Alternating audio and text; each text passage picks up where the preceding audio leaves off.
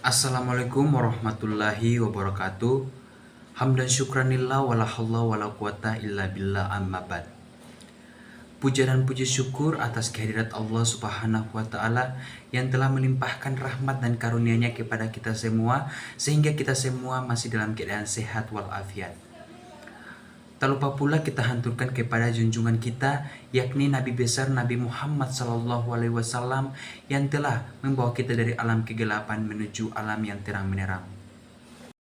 Dalam kesempatan kali ini, saya akan memaparkan hasil laporan saya tentang hasil observasi dalam penerapan dan pembelajaran di SMP Negeri 1 Kabila untuk memenuhi tugas mata kuliah kurikulum yang diampu oleh dosen pembimbing yakni Bapak Dr. Herman Didipu SPD MPD. Langsung saja pada bab 1 yakni pendahuluan. Yang pertama, paparan kasus. Kurikulum 2013 merupakan perbaikan dari kurikulum 2004 dan 2006 yang merupakan kurikulum berbasis sekolah dan berbasis kompetensi, namun dalam pelaksanaannya belum begitu optimal. Kemudian rumusan kasus. Yang pertama adalah kurikulum apa saja yang pernah diterapkan di SMP Negeri 1 Kabila. Yang kedua, bagaimana implementasi kurikulum yang pernah diterapkan di SMP Negeri 1 Kabila. Yang ketiga, bagaimana respon siswa dalam penerapan kurikulum. Yang keempat, bagaimana rencana pelaksanaan pembelajaran atau RPP di SMP Negeri 1 Kabila. Adapun teknik observasi yang kita lakukan yaitu observasi partisipan, yaitu observasi peneliti yang bagian dari kelompok yang ditelitinya. Dalam artian penelitian terlibat secara langsung dengan objek yang sedang diteliti. Kemudian tujuan dari observasi adalah observasi ini sendiri untuk memperoleh data yang akurat, menemukan detail pertanyaan yang nantinya akan ditanyakan sebagai bahan wawancara, membandingkan masalah yang dirumuskan dengan kenyataan yang ada, dan menemukan strategi pengambilan data untuk memperoleh pemahaman yang lebih tepat. Kemudian, subjek observasi adalah sekolah menengah pertama atau SMP Negeri 1 Kabila yang beralamat di Jalan Nani Wartabone nomor 39, Kabupaten Bone Bolango, Provinsi Gorontalo. Kemudian hasil dari observasi. Yang pertama adalah profil dari sekolah.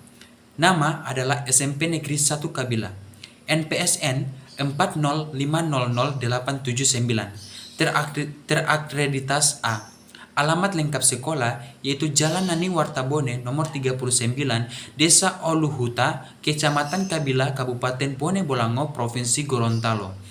Kemudian nama kepala sekolah yaitu Ibu Haja Sri Wirtawati Kateli MPD. Adapun teknik wawancara yang kita lakukan adalah penulis melakukan wawancara tatap muka, yaitu menemui dan menanyakan langsung kepada narasumber. Kelebihan dari wawancara tatap muka yaitu bisa menjangkau respondek atau narasumber yang spesifik. Kemudian tujuan dari wawancara. Wawancara ini dilakukan untuk mendapatkan informasi yang lengkap di mana pewawancara melontarkan pertanyaan yang dijawab oleh narasumber. Kemudian subjek wawancara adalah Ibu Sylvia Taib SPD selaku wakil kepala sekolah bagian kurikulum SMP Negeri 1 Kabila. Kemudian hasil dari wawancara adalah yang pertama pengertian dari kurikulum. Kurikulum adalah sebuah seperangkat rencana dan pengaturan mengenai tujuan, isi dan bahan pelajaran serta bahan yang digunakan sebagai pedoman penyelenggaraan kegiatan pembelajaran untuk mencapai tujuan pendidikan tertentu. Kemudian ada kurikulum 2013. Kurikulum 2013 adalah kurikulum yang dikembangkan dengan berbasis pada pencapaian kompetensi, sangat diperlukan sebagai instrumen untuk mengarahkan peserta didik menjadi manusia berkualitas yang mampu dan proaktif menjawab tantangan zaman yang selalu berubah. Manusia terdidik yang beriman dan bertakwa kepada Tuhan Yang Maha Esa, berakhlak mulia, sehat, berilmu, cakap, kreatif, mandiri, warga negara yang demokratis, dan bertanggung jawab. Sedangkan pengertian dari kurikulum darurat adalah merupakan kebijakan yang diambil pemerintah melalui Kementerian Pendidikan dan Kebudayaan untuk meringankan kesulitan belajar selama. Kemudian implementasi dalam penerapan kurikulum 2013. Implementasi kurikulum 2013 di SMP Negeri 1 Kabila itu berkarakteristik dalam penggunaan kurikulum yang meliputi pengetahuan, keterampilan, serta nilai dan sikap guru terhadap kurikulum dalam pembelajaran. Dalam penerapan kurikulum 2013, banyak sekali mendapatkan respon positif dari guru yang ada di SMP Negeri 1 Kabila. Dalam implementasi kurikulum 2013, guru harus terlebih dulu mempelajari dan memahami dengan benar materi dari kurikulum 2013 sebelum menerapkan kepada peserta didik. Kemudian implementasi dalam pelaksanaan kurikulum darurat. Implementasi kurikulum darurat masa corona atau COVID-19, guru dituntut untuk lebih kreatif dan inovatif dalam menyajikan materi dan memberikan tugas kepada peserta didik, baik secara daring atau dalam jaringan, luring ataupun luar jaringan, maupun kombinasi keduanya sesuai dengan ketersediaan dan kesiapan sarana dan prasarana pada sekolah di tempat tugas yang bersangkutan. Hasil observasi kurikulum yang dipakai di SMP Negeri 1 Kabila. Hasil observasi kita kemarin bersama Ibu Sylvia Taib SPD selaku Wakil Kepala Sekolah bagian kurikulum mengatakan sebelum masuk pada pandemi COVID-19 di tahun 2020, Sekolah SMP Negeri 1 Kabila memakai kurikulum 2013. Kemudian pada saat pandemi itu sudah memakai kurikulum darurat. Di kurikulum 2013, jadwal waktunya itu 5 jam. Kemudian pada saat pandemi itu menjadi 2 jam dalam satu hari. Terus pada tahun 2022 semester ganjil mereka masih memakai kurikulum darurat. Nanti semester genap itu sudah memakai kurikulum normal. Kemudian yang kedua, adapun kendala dalam penerapan kurikulum 2013 dan kurikulum darurat. Itu adalah yang pertama, kurangnya partisipasi siswa dalam proses belajar di kurikulum 2013. Sekolah telah mengupayakan kepada siswa nilai yang baik, akan tetapi dari siswa tersebut dalam hal memberikan tugas itu masih minim dan juga partisipasi kehadirannya di dalam kelas juga itu sangat jarang, sehingga guru sulit untuk memberikan nilai. Tetapi guru sudah memberikan kelompok kepada siswa tersebut agar orang-orang di kelompok itu bisa membantunya mengerjakan tugas. Tetapi ada juga 1 atau 2 orang itu yang memang sudah tidak bisa dipaksakan lagi karena tidak hadir-hadir dalam kelas maupun dalam kelompok. Menurut Kepala Sekolah SMP Negeri 1 Kabila, walaupun tugas-tugas itu tidak dikerjakan dengan baik, mereka akan memberikan nilai sesuai keterampilan mereka serta sikap, sehingga guru tidak langsung memvonis bahwa dia tidak ada nilai. Dan mungkin karena ada faktor tersendiri sehingga mereka jarang aktif di proses pembelajaran. Salah satunya itu kondisi ekonomi orang tua, apalagi pasca COVID-19 kemarin. Awal-awal Kemendikbud memberikan pulsa gratis, tetapi sekarang sudah tidak ada. Kemudian yang ketiga adalah kurangnya pengetahuan guru dalam hal IT ketika diterapkannya kurikulum darurat. Kalau dari guru juga ada yang IT-nya kurang, tapi sudah diantisipasi bisa minta bantuan kepada sesama guru. Begitu juga dalam pembuatan soal, sudah semester 5 semester genap SMP Negeri 1 Kabila melaksanakan semester daring pakai Google Chrome, jadi kendala guru itu sudah diantisipasi. Kemudian kendala siswa ketika diterapkan pembelajaran daring. Yang pertama, dari siswa tersebut ada yang tidak punya HP. Yang kedua, akses internet yang sangat minim. Yang ketiga, kuota internet yang mahal. Dan yang terakhir, keempat, ada yang sudah tidak mau sekolah. Kemudian, respon siswa dalam penerapan kurikulum. Respon siswa pada saat pembelajaran daring, mereka masih rajin untuk mengirim tugas, membuat daftar hadir, tapi ketika menjelang semester genap sampai ke tahun depan, masih ada siswa yang aktif, akan tetapi kebanyakan pada saat daring susah untuk menagih tugas-tugas pada siswa. Dikarenakan pembelajaran daring yang berlangsung sangat lama sehingga menyebabkan minat belajar menurun. Bahkan saat dikirimkan materi belajar siswa hanya mengirim daftar hadir, tapi untuk tugas mereka tidak memasukkannya. Kemudian, rencana pelaksanaan pembelajaran atau RPP di SMP Negeri 1 Kabila. Dalam pembuatan rencana pelaksanaan pembelajaran atau yang sering disebut RPP juga tidak ada kendala. Penilaiannya juga tidak ada kendala dikarenakan kurikulum 2013 sudah banyak pelatihan-pelatihan dan juga aplikasi. Jadi, awal-awal semester itu pembuatan RPP itu diusahakan sudah ada kerjasama sesama guru dari jurusan mata pelajaran. Kemudian untuk SMP Negeri 1 Kabila ada juga pengembangan kurikulum, yaitu ada 10 mata pelajaran, ada 10 orang sekaligus operatornya. Jadi untuk kegiatan-kegiatan yang berhubungan dengan pembelajaran itu sudah ada penanggung jawab, sampai pada proses pembuatan Google Form juga sudah ada pembuatan soal sampai jadi link. Adapun hasil dokumen kita pada saat wawancara kemarin di SMP Negeri 1 Kabila.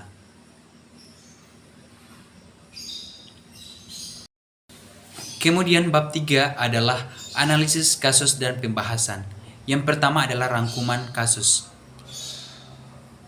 Rangkuman kasus yang saya dapat ambil adalah kurangnya partisipasi siswa dalam proses belajar di kurikulum 2013. Sekolah telah mengupayakan kepada siswa nilai yang baik, akan tetapi dari siswa tersebut dalam hal memberikan tugas itu masih sangat minim, dan juga partisipasi kehadirannya di kelas itu masih sangat jarang, sehingga guru sulit untuk memberikan nilai. Kemudian analisis kasus dan pembahasan. Belajar adalah kegiatan yang berproses dan merupakan unsur yang sangat fundamental dalam penyelenggaraan setiap jenis dan jenjang pendidikan. Ini berarti bahwa berhasil atau gagalnya pencapaian tujuan pendidikan itu amat bergantung pada proses belajar yang dialami siswa, baik ketika ia berada di sekolah maupun di lingkungan rumah atau bahkan keluarga. Masuk dalam keluarga besar rasa malas adalah menolak tugas, tidak disiplin, tidak tekun, rasa sungkan, suka menunda sesuatu, mengalihkan diri dari kewajiban, dan lain-lain. Adapun kesimpulan yang saya dapat ambil adalah kurikulum adalah sebuah seperangkat rencana dan pengaturan mengenai tujuan, isi, dan bahan pembelajaran, serta bahan yang digunakan sebagai pedoman penyelenggaraan kegiatan pembelajaran untuk mencapai tujuan pendidikan tertentu. Sebelum masuk pada masa pandemi COVID-19 di tahun 2020, sekolah SMP Negeri 1 Kabila itu menerapkan kurikulum 2013. Kemudian pada saat pandemi, itu sudah memakai kurikulum darurat. Ada juga kendala dalam penerapan kurikulum 2013 dan kurikulum darurat, yaitu kurangnya partisipasi siswa dalam proses belajar di kurikulum 2013. Yang kedua adalah kurangnya pengetahuan guru dalam hal IT ketika diterapkan kurikulum darurat. Kemudian dalam pembuatan rencana pelaksanaan pembelajaran atau RPP juga tidak ada kendala. Penilaiannya juga tidak ada kendala dikarenakan kurikulum 2013 sudah banyak pelatihan-pelatihan dan juga aplikasi. Sekian dari saya. Ketika ada teman-teman yang ingin bertanya, saya persilahkan. Wassalamualaikum warahmatullahi wabarakatuh. Perkenalkan, nama saya Nilsa Meinilia Moko Agau dari jurusan Pendidikan Bahasa dan Sastra Indonesia. Pertanyaannya, bagaimana guru di SMP Negeri 1 Kabila menghadapi siswa yang tidak memasukkan tugas? Saya akan menjawab pertanyaan dari Nilsa Moko Agau. Cara guru menghadapi siswa ketika tidak mengerjakan tugas. Seperti yang disampaikan oleh Ibu Wakil Kepala Sekolah Bagian Kurikulum, yaitu Ibu Sylvia Taib, SPD, guru sudah memberikan kelompok kepada siswa tersebut agar orang di kelompok itu bisa membantu dan bekerja sama-sama. Namun dari siswa tersebut yang tidak mau bekerja sama, jadi guru di SMP Negeri 1 Kabila itu sudah berusaha. Baik, Assalamualaikum warahmatullahi wabarakatuh. Perkenalkan, nama saya Febrianto Natua. Saya dari jurusan Matematika, program studi Pendidikan Matematika. Nah, di video kali ini saya akan mencoba bertanya terkait terkait kurikulum yang diterapkan di sekolah-sekolah. Nah, kurikulum yang diterapkan di sekolah-sekolah itu telah mengalami beberapa perubahan. Nah, yang menjadi pertanyaan saya, mengapa kurikulum selalu mengalami perubahan? Sekian pertanyaan dari saya. Wassalamualaikum warahmatullahi wabarakatuh. Saya akan menjawab pertanyaan dari Febrianto Natua. Karena pemerintah masih mencari kurikulum yang sesuai dengan kemampuan dan cara belajar siswa, sehingga pemerintah terus mencoba membuat kurikulum baru Dan menurut saya setelah kurikulum 2013 itu akan ada kurikulum baru yang mungkin lebih baik dibanding dengan kurikulum sebelumnya. Terima kasih. Perkenalkan, nama saya Dewi Skilamusu. Di sini saya akan melontarkan pertanyaan, yaitu apa yang menjadi faktor penghambat proses pengembangan kurikulum? Saya akan menjawab pertanyaan dari Dewi Skilamusu. Adapun yang menjadi faktor penghambat perencanaan kurikulum yaitu yang pertama, guru kurang menguasai materi yang disampaikan. Yang kedua, program yang belum tercapai. Dan yang ketiga, sarana yang belum memadai.